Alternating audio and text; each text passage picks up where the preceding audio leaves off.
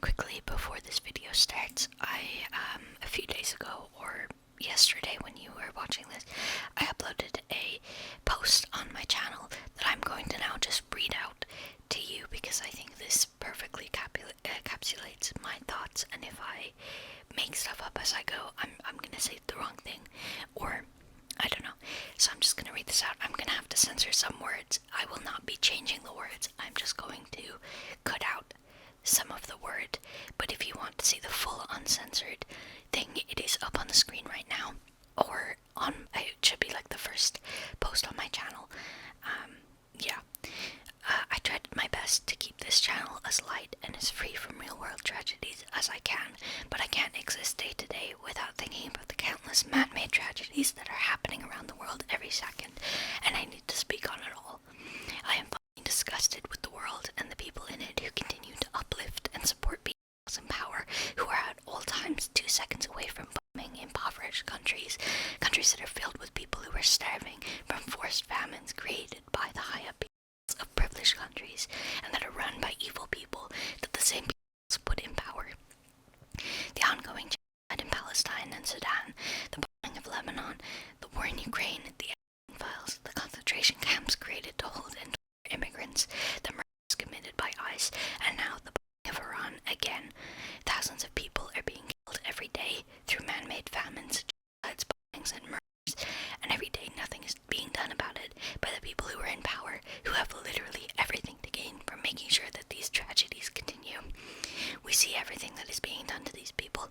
Literally nothing is hidden or behind closed doors, and yet nothing is being done by the people in power or the people who aren't in power.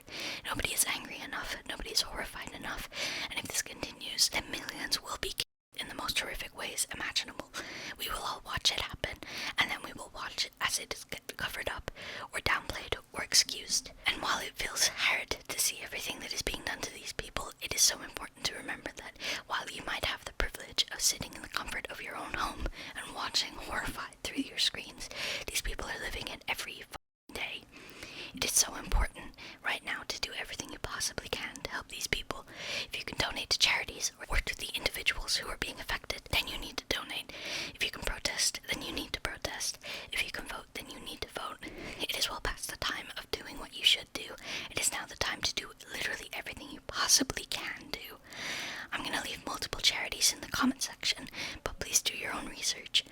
The world is a terrible place right now, and while I will continue to keep this channel as a safe haven away from all of that, starting, I guess, after this video, I need you all to know how I stand, and that I do not take my privilege of a safe and comfortable home lightly, nor am I turning a blind eye like so many others seem to be doing.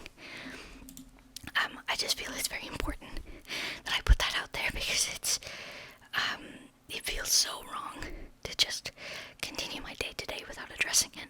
So, hopefully you already knew where I stood, but I'm just reiterating it again because I'm really horrified and disgusted by everything that's happening right now. Hello everyone, my name is Beetle, and today we are going to be continuing The Hobbit. So we are on page 87, chapter 6, Out of the Frying Pan and Into the Fire. I will also say my window's open. I'm not closing it, so sorry about the birds, but, guys, it's so stuffy in here. I completely gutted and, deep cleaned my bedroom, which was not great. I wonder, can you hear the water as well? The gutters above, you know what gutters are. The gutters are full of water because it's been raining non-stop, and the wind keeps blowing the water out. So if you hear water, that's what that is.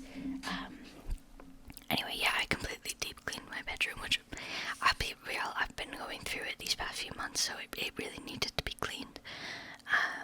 And I did. And now I love it. First of all, it's great. But there's dust in the air, and I've had to have a dehumidifier running at all times, basically. But obviously I have it off now to record this video, so I've opened the window so that I don't have a panic attack. Okay.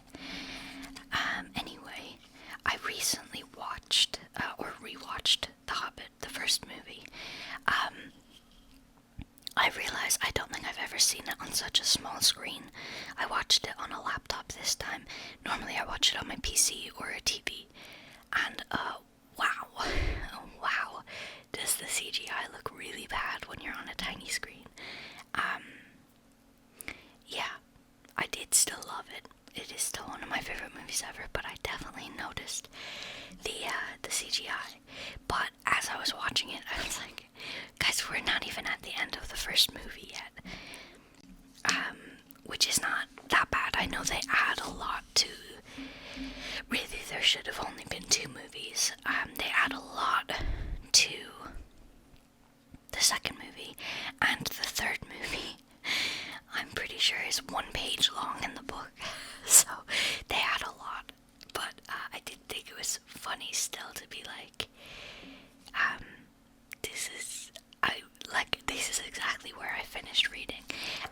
So yeah, if you didn't see the last few episodes, we are at, Bilbo has just run out of the mountain, where the Goblin Town was, and now he's running down the area. I'm excited to see what is said, because I think something that the movie really improves on is the individual dwarves themselves. Not that they do an amazing job, because Bomber has 1 line throughout the entire trilogy, and it's in an extended edition scene. So, it's not... they don't do perfect, but they do it a lot better than the book, which is just like, all the dwarves say this at once. I don't know that you would even remember their names by the end of this. So I'm excited to see what's said next, because we've already not had one of my favorite Bilbo and Beaufort moments, which is when Bilbo goes to leave, and Beaufort says that he wishes him all the luck in the world. I've always loved how much they became immediate friends in the movie. That does not happen in the book. But anyway, let's start reading this. Bilbo had escaped the goblins, but he did not know where he was. He had lost hood, cloak, food, pony, his buttons, and his friends. He wandered on till the sun began to sink westwards behind the mountains. Their shadows fell across Bilbo's path, and he looked back. Then he looked forward, and could see before him only ridges and slopes, falling towards lowlands and plains, glimpsed occasionally between the trees. "Good heavens," he exclaimed, "I seem to have got right to the other side of the misty mountains, right to the edge of the land beyond. Where and oh where can Gandalf and the dwarves have got to? I only hope to goodness they are not still back there, in the power of the goblins." He still wandered on, out of the little high valley, over its edge, and down the slopes beyond. But all the while a very uncomfortable thought was growing inside him. He wondered whether he ought not, now he had the magic ring, to go back into the horrible tunnels, and look for his friends. He had just made his mind up that it was his duty, that he must turn back, and very miserable he felt about it when he heard voices. He stopped and listened. It did not sound like goblins, so he crept forward carefully. He was on a stony path, winding downwards with a rocky wall on the left hand. On the other side, the ground sloped away, and there were dells below the level of the path, overhung with bushes and low trees. In one of those dells, under the bushes, people were talking. He crept still nearer, and suddenly he saw appearing between 2 big boulders a head with a red hood on it. It was Balin, doing look out. He could have clapped and shouted for joy, but he did not. He had still got the ring on, for fear of meeting something unexpected and unpleasant, and he saw that Balin was looking straight at him without noticing him. "I will give them all a surprise," he thought, as he crawled into the bushes at the edge of the dell. Gandalf was arguing with the dwarves. They were discussing all that had happened to them in the tunnels, and wondering and debating what they were to do now. The dwarves were grumbling, and Gandalf was saying that they could not possibly go on their journey with Mr. Baggins in the hands of the goblins, without trying to find out if he was alive or dead, and without trying to rescue him. After all, he is my friend, said the wizard, and not a bad little chap. I feel responsible for him. I wish to goodness you had not lost him. The dwarves wanted to know why he had ever even been brought along at all, why he could not stick to his friends and come along with them, and why the wizard had not chosen someone with more sense. He has been more trouble than used so far, said one. If we have got to go back now into those abominable tunnels to look for him, then drat him, I say. Gandalf answered angrily, I brought him, and I don't bring things that are of no use. Either you help me to look for him, or I go and leave you here out of the mess as best you can. Or I go and leave you here to get out of the mess as best you can yourselves. If we can only find him again, you will thank me before all. If we can only find him again, you will thank me before all is over. Whatever did you want to go and drop him for, Dory? You would have dropped him, said Dory, if a goblin had suddenly grabbed your legs from behind in the dark, tripped up your feet, and kicked you in the back. Then why didn't you pick him up again? Good heavens, can you ask? Goblins fighting and biting in the dark, everyone falling over bodies and hitting one another. You nearly chopped off my head with clambering, and Thorin was stabbing here and there and everywhere with Orcust. All of a sudden you gave one of your blinding flashes, and we saw the goblins running back yelping. You shouted, follow me, everybody, and everybody ought to have followed. We thought everybody had. There was no time to count, as you know quite well, until we had dashed through the gate guards out of the lower door, and helter-skelter down here, and here we are, without the burglar confiscate him. And here's the burglar, said Bilbo, stepping down into the middle of them, slipping off the ring. Bless me, how they jumped. Then they shouted with surprise and delight. Gandalf was astonished as any of them, but probably more pleased than all the others. He called to Balin, and told him what he thought of a lookout man who let people walk right into them without warning. It is a fact that Bilbo's reputation went up a very great deal with the dwarves after this. If they had still doubted that he was really a first-class burglar, in spite of Gandalf's words, they doubted no longer. Balin was the most puzzled of all, but everyone said it was a very clever bit of work. Indeed, Bilbo was so pleased with their praise that he had just chuckled inside and said nothing whatever about the ring, and when they asked him how he did it, he said, oh, just crept along, very carefully and quietly. Well, it is the first time that even a mouse has crept along carefully and quietly under my very nose and not been spotted, said Balin. I'm going crazy, and I take my hood off to you, which he did. I love that. To be fair, I think that you can still hear people who have the ring on, so he did still get by very quietly. Balin, at your service, said he. Your servant, Mr. Baggins, said Bilbo. Then they wanted to know all about his adventures after they had lost him, and he sat down and told them everything, except about finding of the ring. Not just now, he thought. They were particularly interested in the riddle competition, and shuddered most appreciatively at his description of Gollum. And then I couldn't think of any other questions with him sitting beside me, said Bilbo. So I said, what's in my pocket? And he couldn't guess in 3 goes. So I said, what about your promise? Show me the way out. But he came at me to kill me. And I ran and fell over, and he missed me in the dark. Then I followed him, because I heard him talking to himself. He thought I really knew the way out, and so he was making for it. And then he sat down in the entrance, and I could not get by. So I jumped over him and escaped, and ran down to the gate. What about the guards, they asked. Weren't they there? Oh yes, lots of them. But I dodged them. I got stuck in the door, which was only open a crack, and I lost lots of my buttons, he said sadly, looking at his torn clothes. But I squeezed through all right, and here I am. The dwarves looked at him with quite a new respect when he talked about dodging guards, jumping over Gollum, and squeezing through, as if it was not very difficult or very alarming. I will say, I don't think they do have that conversation that I really like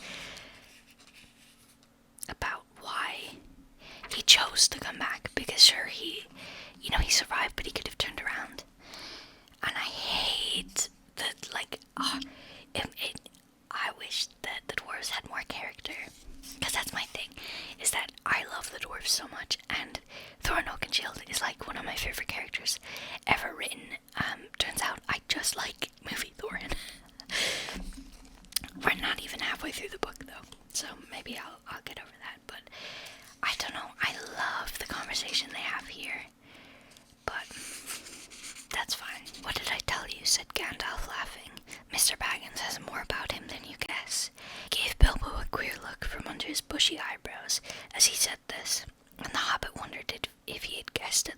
tale that he had left out.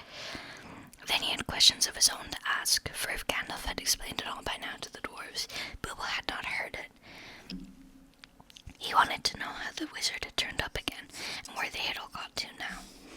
The wizard, to tell the truth, never minded explaining his cleverness more than once, so now he told Bilbo that both he and Elrond had been well aware of the presence of evil goblins in that part of the mountain.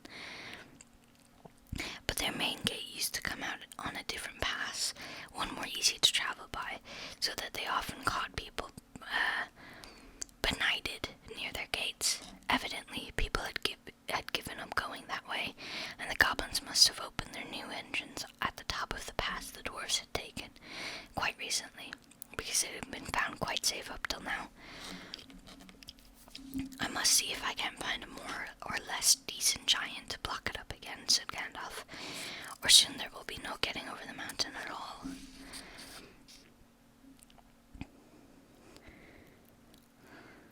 As soon as Gandalf had heard Bilbo's yell, he realized what had happened. In the flash, which killed the goblins that were grabbing him, he had nipped inside the crack, just as it snapped to. He followed after the drivers and prisoners right to the edge of the great hall, and there he sat down and worked up the best magic he could in the shadows. A very tricky business it was, he said, touch and go. But of course Gandalf had made a special study of bewitchment with fire and lights. Even the Hobbit had never forgotten the magic fireworks at Old Took's Midsummer Eve parties, as you remember. The rest we all know, except that Gandalf knew all about the back door, as the goblins had called the lower gate, where Bilbo lost his buttons. As a matter of fact, it was well known to anybody who was acquainted with this part of the mountain, but it took a wizard to keep his head in the tunnels and guide them in the right direction.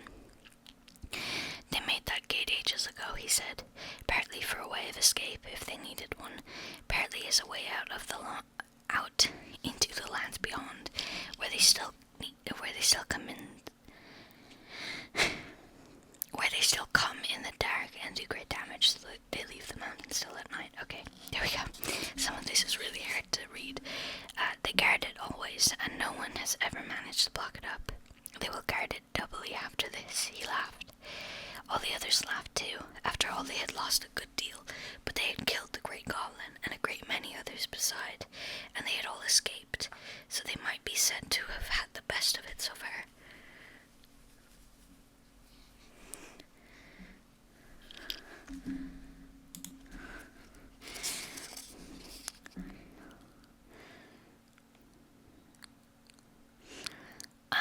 Where was I? And the others laughed too. After all, they had lost a good deal, but they had killed the great goblin and many others besides, and they had all escaped, so they might be said to have had the best of it so far. But the wizard called them to their senses. We must be getting on at once. Now we are a little rested, he said. They will be out after us in hundreds when night comes on. And already shadows are lengthening. They can smell our footsteps for hours and hours after we have passed. We must be miles on before dusk. There will be a bit of moon, if it keeps fine and that is lucky. Not that they mind the moon much, but it will give us a little light to steer by. Oh yes, he said, in answer to more questions from the Hobbit. You lose track of time inside goblin tunnels. Today's Thursday, and it was Monday night or Tuesday morning that we were captured. We have gone miles and miles and come right down through the heart of the mountains, and are now on the other side, quite a shortcut.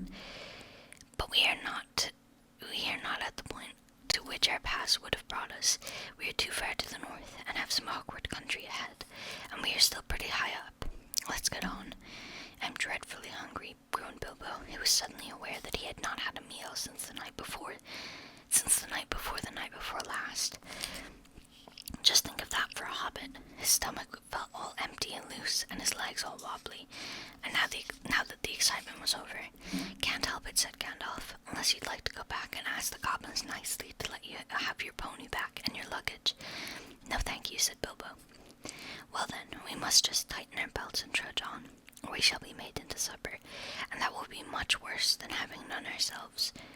As they went on, Bilbo looked from side to side for something to eat, but the blackberries were still only in flower, and of course there were no nuts, not even hawthorn berries. He nibbled a bit of sorrel, and he drank from a small mountain stream that crossed the path, and he ate 3 wild strawberries that he found on its bank, but it was not much good. I don't know what sorrel is. They still went on and on. The rough path disappeared, the bushes and the long grasses between the boulders, the patches of rabbit-cropped turf, the thyme and sage and marjoram, and the yellow rock roses all vanished, and they found themselves at the top of a wide steep slope of fallen stones, the remains of a landslide. When they began to go down this, rubbish and small pebbles rolled away from their feet. Soon larger bits of split stone went clattering down, and started other pieces below them slithering and rolling. Then lumps of rock were disturbed and bounded off, crashing down with a dust and a noise. Before long, the whole slope above them and below them seemed on the move, and they were sliding away, huddled together, in a fearful confusion of slipping, rattling, crackling slabs and stones. It was the trees at the bottom that saved them. They slid into the edge of a climbing wood of pines that here stood right up the mountain slope from the deeper, darker forests of the valleys below. Some caught hold of the trunks and swung themselves into lower branches. Some, like the little Hobbit, got behind a tree to shelter from the onslaught of the rocks. Soon the danger was over. The slide had stopped, and the last faint crashes could be heard as the largest of the disturbed rocks went bounding and spinning among the bracken and the pine roots far below. "Well, that has got us on a bit," said Gandalf, "and even goblins tracking us will have a job to come down here quietly." "I dare say," grumbled Bomber, "but they won't find it difficult to send stones bouncing down on our heads." The dwarves and Bilbo were feeling far from happy, and were rubbing their bruised and damaged legs and feet. "Nonsense, we are going to turn aside right here out of the path of the slide. We must be quick. Look at the light." The sun had long gone behind the mountains. Already the shadows were deepening about them. Although far away through the trees and over the black tops of those growing lower down, they could still see the evening lights on the plains beyond. They limped along now as fast as they were able, down the gentle slopes of a pine forest in a slanting path leading steadily southwards. At times they were pushing through a sea of bracken, with tall fronds rising right above the Hobbit's head. At times they were marching along, quiet as quiet, over a floor of pine needles, and all the while the forest gloom got heavier, and the forest silence deeper. There was no wind that evening, to bring even a sea sighing into the branches of the trees. "Must we go further?" asked Bilbo, when it was so dark he could only just see Thorin's beard wagging beside him, and so quiet that he could hear the dwarfs breathing like a loud noise. "My toes are all bruised and bent, and my legs ache, and my stomach is wagging like an empty sack." "A bit further," said Gandalf. After what seemed ages further, they came suddenly to an opening where no trees grew. The moon was up and was shining into the clearing.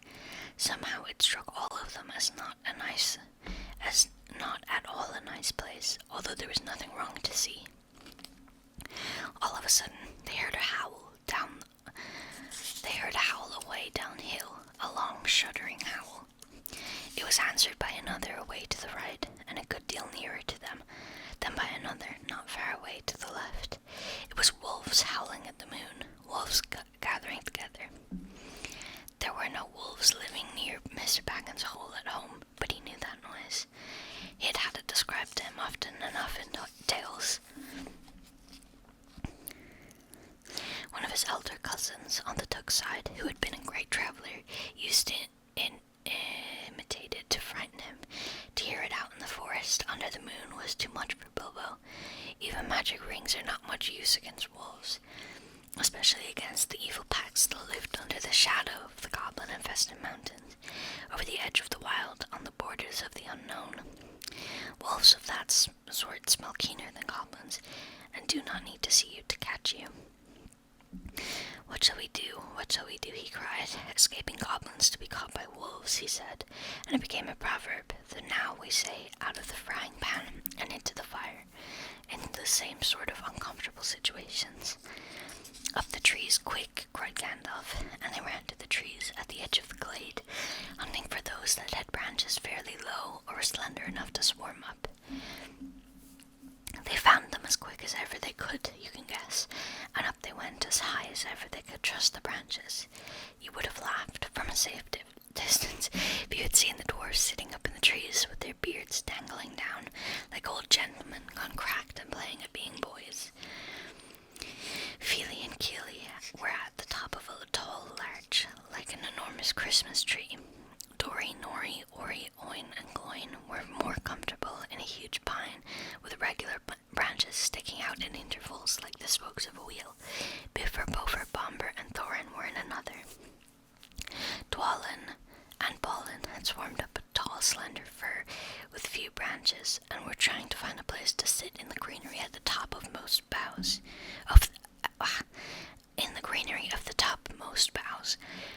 Gandalf, who was a great deal taller than the others, had found a tree into which they could not climb. A large pine standing at the very edge of the glade. It was quite hidden in its boughs, but you could see his eyes gleaming in the moon as he peeped out. And Bilbo, he could not get into any trees, and was scuttling about from trunk to trunk, like a rabbit that has lost its hole and has a dog after it. "You've left the burglar behind again," said Nori to Dori, looking down. "I can't be always carrying burglars on my back," said Dori. "Down tunnels and up trees. What do you think I am, a porter?" "He'll be eaten if we don't do something," said Thorin, for there were howls all around them now, getting nearer and nearer. "Dori," he called, for Dori was lowest down the easiest tree. "Be quick and give Mr. Baggins a hand up." And Dori was really a decent fellow, in spite of his grumblings. Poor Bilbo could not reach his hand even when he climbed down to the bottom branch, and hung his arm as far down as he ever could. So Dori actually climbed out of the tree and let Bilbo scramble up and stand on his back. Just at that moment, the wolves trotted, howling, into the clearing. All of a sudden, there were hundreds of eyes looking at him. Still, Dori did not let Bilbo down.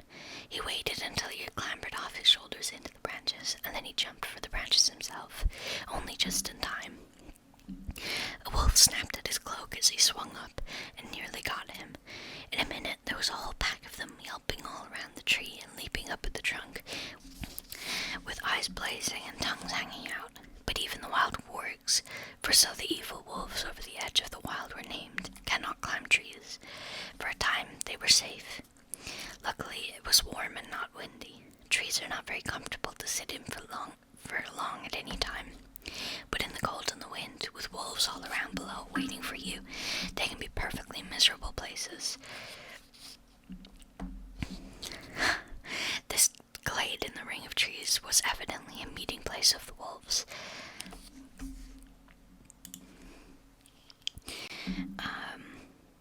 More and more kept coming in. They left guards at the foot of the tree in which Dori and Bilbo were, and then went snuffing about till they had smelled out every tree that had anyone in it. These they guarded too, while all the rest, hundreds and hundreds it seemed, went and sat in a great circle in the glade, and in the middle of a circle was a great grey wolf. He spoke to them in the dreadful language of the wargs. Gandalf understood it. Bilbo did not, but it sounded terrible to him, and as if all their talk was about cruel and wicked things, as it was. Every now and then all the wargs in the circle would answer their grey chief altogether, and their dreadful clamour almost made the Hobbit fall out of his pine tree. I will tell you what Gandalf heard, though Bilbo did not understand it. The wargs and the goblins often helped one another in wicked deeds. Goblins do not usually venture very far from their mountains, unless they are driven out and are looking for new homes or are marching to war, which I am glad to say has not happened for a long time. But in those days, they sometimes used to go on raids, especially to get food or slaves to work for them. Then they often got the wargs to help and shared the plunder with them. Sometimes they rode on wolves like men do on horses. Now it seemed that a great goblin raid had been planned for that very night. The wargs had come to meet the goblins, and the goblins were late. The reason, no doubt, was the death of the great goblin, and all the excitement caused by the dwarves and Bilbo and the wizard, for whom they were probably still hunting. In spite of the dangers of this fair land, bold villages of this fair land, bold men had of late been making their way back into it from the south, cutting down trees and building themselves places to live in amongst the more pleasant woods in the valleys and along the river shores. There were many of them, and they were brave and well armed, and even the wargs dared not to attack them if they were many together or in the bright day. But now they had planned with the goblins' help to come by night upon some of the villages nearest the mountains. If their plan had been carried out, there would have been none left there the next day. All would have been killed, except the few the goblins kept from the wolves and carried back as prisoners in their caves. This was dreadful talk to listen to, not only because of the brave woodmen and their wives and children, but also because of the danger which now threatened Gandalf and his friends. The wargs were angry and puzzled at finding them here in their very meeting place. They thought they were friends of the woodmen and were come to spy on them, and would take news of their plans down into the valleys, and then the goblins and wolves would have to fight a terrible battle instead of capturing prisoners and devouring people waked suddenly from their sleep. So the wargs had no intention of going away and letting the people up in the trees escape, at any rate not until morning. And long before that, they said, goblin soldiers would be coming down from the mountain, and goblins can climb trees or cut them down. Now you can understand why Gandalf, listening to their growling and yelping, began to be dreadfully afraid, wizard though he was, and to feel that they were in a very bad place and had not escaped at all. All the same, he was not going to let them have it all their own way, though he could not do very much stuck up in a tree with wolves all around on the ground below. He gathered the huge pine cones from the branches of the tree. Then he set one alight with bright blue fire, threw it whizzing down the circle of the wolves. It struck one on the back, and immediately his shaggy coat caught fire, and he was leaping to and fro horribly, yelping horribly. Then another came, and another, one in blue flames, one in red, another in green. They burst on the ground in the middle of the circle and went off in colored sparks and smoke. Especially large one hit the chief wolf on the nose, and he leapt in the air 10 feet, and then rushed round and round in circles, biting and snapping, even at the other wolves in his anger and fright. The dwarfs and Bilbo shouted and cheered. The rage of the wolves was terrible to see, and the commotion they made filled all the forest. Wolves are afraid of fire at all times, but this was a most horrible and uncanny fire. If a spark got in their coats, it stuck and burned into them, and unless they rolled over quick, they were soon all in flames. Very soon, all about the glade, wolves were rolling over and over to put out the sparks on their back, while those that were burning were running around howling and setting others alight, till their own friends chased them away, and they fled off down the slopes crying and yelping, looking for water. "Oh, hell yes! What is all this uproar in the forest tonight?" said the Lord of Eagles. He was sitting, black in the moonlight, on the top of a lonely pinnacle of rock at the eastern edge of the mountains. "I hear wolves' voices, and the goblins at mischief in the woods." He swept up into the air, and immediately 2 of his guards from the rocks at either hand leaped up to follow him. They circled up in the sky and looked down upon the ring of wargs, a tiny spot far, far below. But eagles have keen eyes, and they can see small things at a great distance. The Lord of the Eagles of the Misty Mountains had eyes that could look at the sun unblinking, and could see a rabbit moving on the ground a mile below, even in the moonlight. So though he could not see the people in the trees, he could make out the commotion among the wolves, and see the tiny flashes of fire, and hear the howling and yelping coming up faint from far beneath him. Also he could see the glint of the moon on goblin spears and helmets, as long lines of the wicked folk crept down the hillsides from their gate and wound into the wood. Eagles are not kindly birds. Some are cowardly and cruel, but the ancient race of the northern mountains were the greatest of all birds.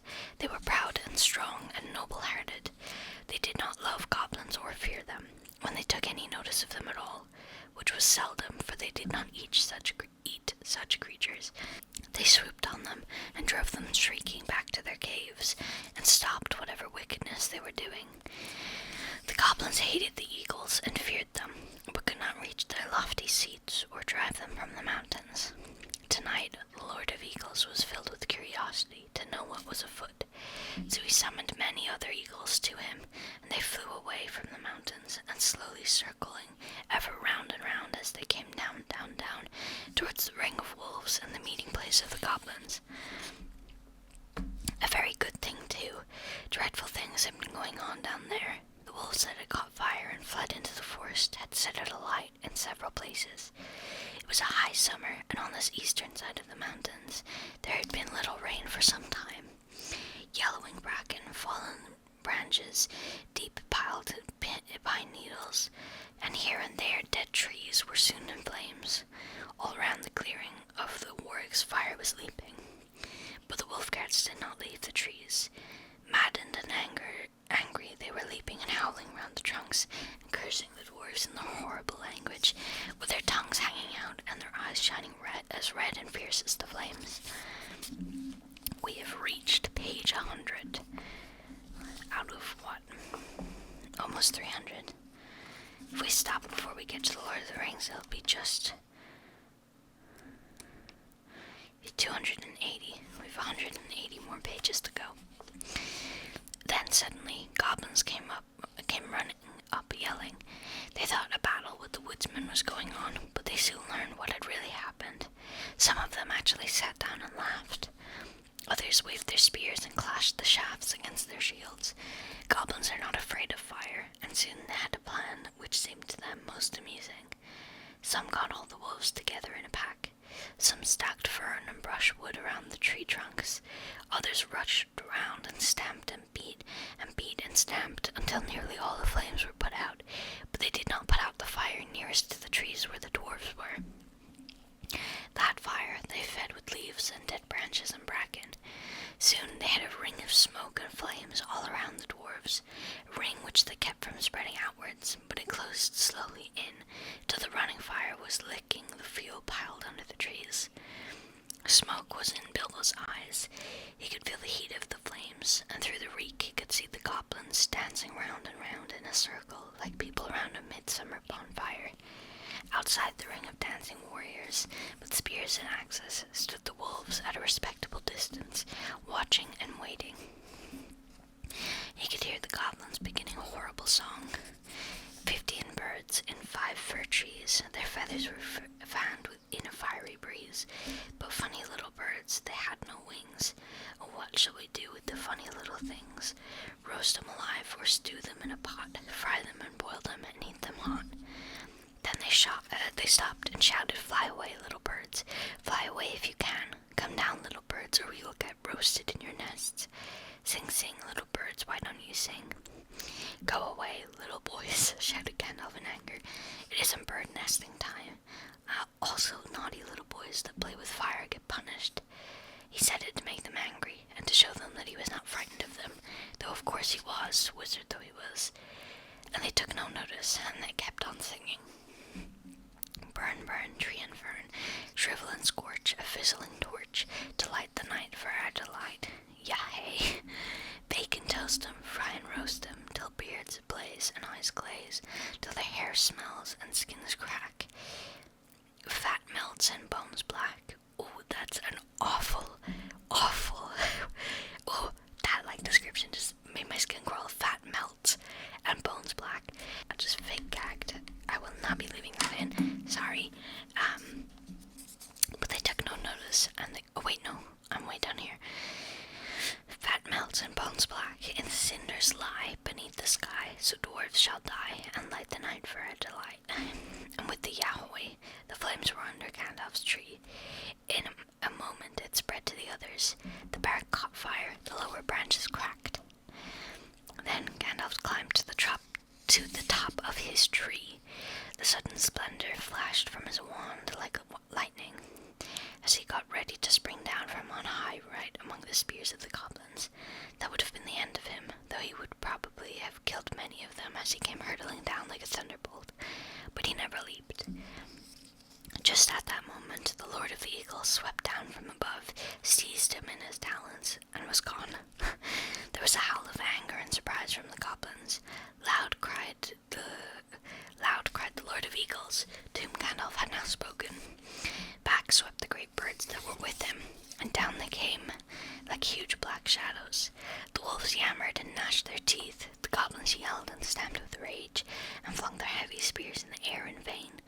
Over them swooped the eagles. The dark rush of their beating wings smote them to the floor or drove them far away. Their talons tore at the goblins' faces. Other birds flew to the treetops and seized the dwarfs, who were scrambling up as far as they ever dared to go. Poor little Bilbo was nearly left behind again. He just managed to catch hold of Dory's legs as Dory was borne off last of all, and up they went above the tumlet and the burning. Bilbo swinging in the air with his arms nearly breaking. Now far below, the goblins and the wolves were scattering far and wide in the woods. A few eagles were still circling and sweeping above the battleground.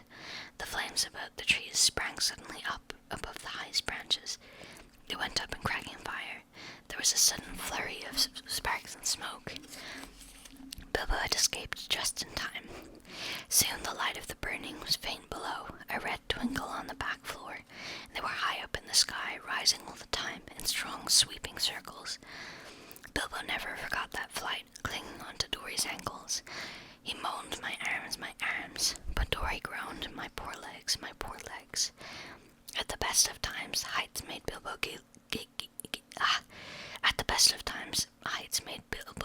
giddy.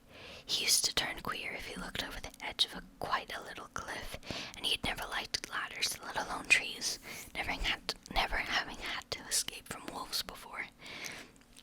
So you can imagine how his head swam now, when he looked down between his dangling toes and saw the dark lands opening wide underneath him, touched here and there with the light of the moon on a hillside rock or a stream in the plains. The pale peaks of the mountains were coming nearer, moonlit spikes of rock sticking out of black shadows.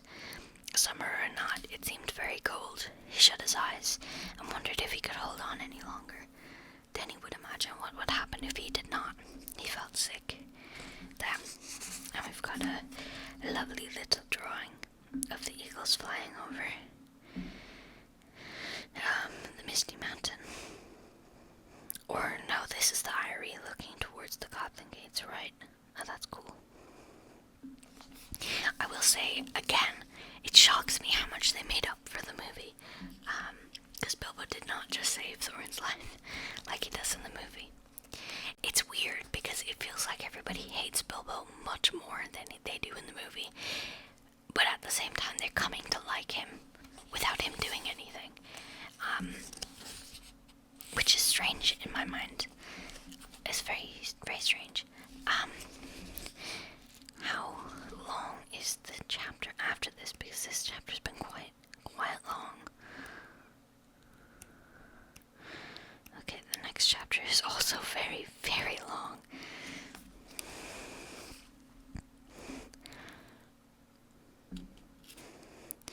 I don't know. My videos are normally about an hour long. I don't want to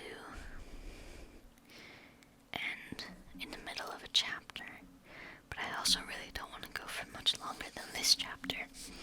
It's hurting my throat.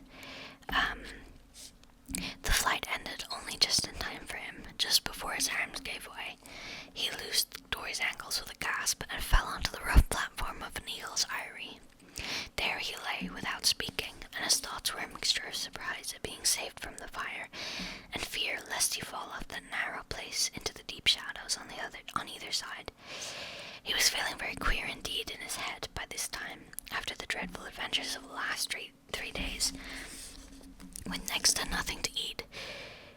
Did I skip some sentences that didn't feel like it made sense? I will say it's really hard to read. Like, not even just in the words, but like when you finish reading a chapter, you're like, alright, I can't keep reading this. Now I know what a piece of bacon feels like when it is suddenly picked out of a pan on a fork and put on the shelf. No, you don't, he heard Dory answering, because the bacon knows when it will get back in the pan. Fucking hell. Because the bacon knows that it will get back in the pan sooner or later, and it is to be hoped we shan't. Also, eagles aren't forks. Oh no, not a bit like storks. Forks, I mean, said Bilbo, sitting up and looking anxiously at the eagle who was perched close by. He wondered what other nonsense he had been saying, and if the eagle would think it rude. You ought not to be rude to an eagle when you were only the size of a hobbit, and were up in his eyrie at night. The eagle only sharpened his beak on a stone and trimmed his feathers and took no notice. Soon another eagle flew up. The lord of the eagle birds. Fucking hell. Guys, I'm really struggling to read this now. I can feel myself almost blacking out. I feel like it's getting more and more hard to read. The lord of the eagles bids you to bring your prisoner to the great shelf, he cried. Huh. I'm really starting to get a migraine from this. The lord of the eagles bids you to bring your prisoners to the great shelf, he cried, and was off again. The other seized Dory in his claws and flew away with him into the night, leaving Bilbo all alone. He had just strength to wonder what the messenger had meant by prisoners, and to begin to think of being torn up for supper like a rabbit, when his own turn came. The eagle came back, seized him in his talons by the back of his coat, and swooped off. This time he flew only a short way. Very soon, Bilbo was laid down, trembling with fear, on a wide shelf of rock on the mountainside. There was no path down onto it, save by flying, and no path down off it, except by jumping over a precipice. There he found all the others, sitting with their backs to the mountain wall. The Lord of the Eagles was also there, and was speaking to Gandalf. It seemed that Bilbo was not going to be eaten after all. The wizard and the Eagle Lord appeared to know one another slightly, and even to be on friendly terms. As a matter of fact, Gandalf, who had often been in the mountains, had once rendered a service to the Eagles, and healed their lord from an arrow wound. So you see, prisoners had meant prisoners rescued from goblins only, and not captives of the Eagles. As Bilbo listened to the talk of Gandalf, he realized at last they were going to escape really and truly from the dreadful mountains. He was discussing plans with the Great Eagle for carrying the dwarves and himself and Bilbo far away, and setting them down well on their journey across the plains below. The Lord of Eagles would not take them anywhere near where men lived. They would shoot at us with their great bows of yew, he said, for they think we were after their sheep, and at other times they would be right. No, we are glad to cheat the goblins of their sport, and glad to repay our thanks to you, but we will not risk ourselves for dwarves in the southward plains. Very well, said Gandalf. Take us where and as far as you will. We are already deeply obliged to you. But in the meantime, we are famished with hunger. I'm nearly dead of it, said Bilbo, in a weak little voice that nobody heard. That can perhaps be amended, said the Lord of the Eagles. Later on, he might have seen a bright fire on the shelf of rock, and figures of the dwarves around it cooking and making a fine roasting smell. The Eagles had brought up dry boughs for fuel. They had brought rabbits, hares, and a small sheep. The dwarfs managed all the preparations. Bilbo was too weak to help, and anyway, he was not much good at skinning rabbits or cutting up meat, being used to having it delivered by the butcher all ready to cook. Gandalf, too, was lying down after doing his part in setting the fire going, since Oin and Gloin had lost their tinder boxes. Dwarfs have never taken to matches even yet. So ended the adventure of the Misty Mountains. Soon Bilbo's stomach was feeling full and comfortable again, and he felt he could sleep contently, though really he would have liked a loaf and butter better than bits of meat toasted on sticks. He slept curled up on the hard rock, more soundly than he had ever done on his feather bed in his own little hole at home. But all night he dreamed of his own house, and wandered in his sleep into all his different rooms, looking for something he could not find, nor remember what it looked like. Damn! I am only going to read one chapter this time, because I can feel my brain cells dying. That was a really long chapter. That was, 87 to 106. It's not crazy, but more than 20. 80s. Oh man, that's really not many pages at all. 20 pages. Is that how many there normally are? I feel like they kind of are normally around that. We're not counting the first chapter, so that's 54.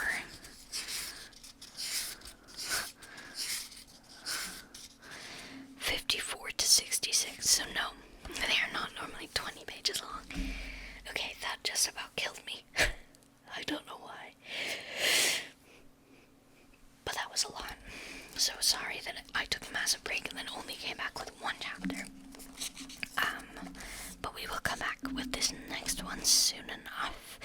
This will be chapter 7 at page 107, called Queer Lodgings, which I will say, I was wondering if we would get a lot of the word queer. I did not realize it was all going to happen within like 5 pages. It's very funny to me. If you don't know, queer means strange, or yes, strange, I think. Strange, unfamiliar, weird. Yeah, kind of like that, I think. So that's what they mean by that. Not that the lodgings is gay.